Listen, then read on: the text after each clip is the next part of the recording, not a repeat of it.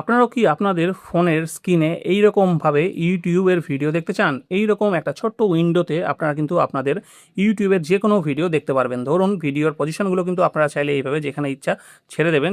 ছেড়ে দিলে কিন্তু এইভাবে কিন্তু সেখানেই ভিডিওটা প্লে হবে ছোট্ট উইন্ডোতে, এবং আপনারা চাইলে যে কোনো অন্যান্য কাজও কিন্তু ভিডিও দেখতে দেখতেই করতে পারবেন।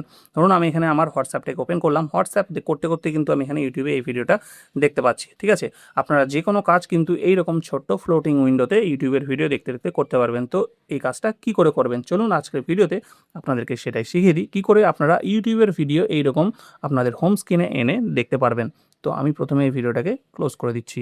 তো এই কাজটা করার জন্য প্রথমে আমরা আমাদের প্লে স্টোরটা ওপেন করব। ওপেন করার পরে এখানে সার্চ বারে টাচ করব, টাচ করে এখানে সার্চে লিখব জিওস্ফিয়ার। জিওস্ফিয়ার লিখে সার্চ করলে দেখুন এই যে জিওস্ফিয়ারের এই অ্যাপটা আমাদের সামনে চলে আসবে।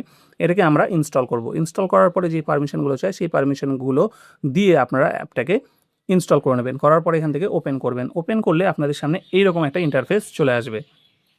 চলে আসলে দেখবেন এখানে একটা অপশান আছে ইউটিউব। এই ইউটিউবটাকে ওপেন করবেন। এই যে দেখুন আপনাদের সামনে ইউটিউব ওপেন হয়ে গেছে। এইবার যেই ভিডিওটা আপনি চাইছেন দেখবেন, ঠিক আছে, সেই ভিডিওটাকে আপনি প্লে করবেন। ধরুন আমি এই ভিডিওটা দেখতে চাই, এই ভিডিওটার মধ্যে আমি টাচ করলাম। টাচ করার পরে ধরুন ভিডিওটা প্লে হয়ে গেছে। এবার ভিডিওটাকে কী করবো, এখান থেকে ফুল স্ক্রিন করব।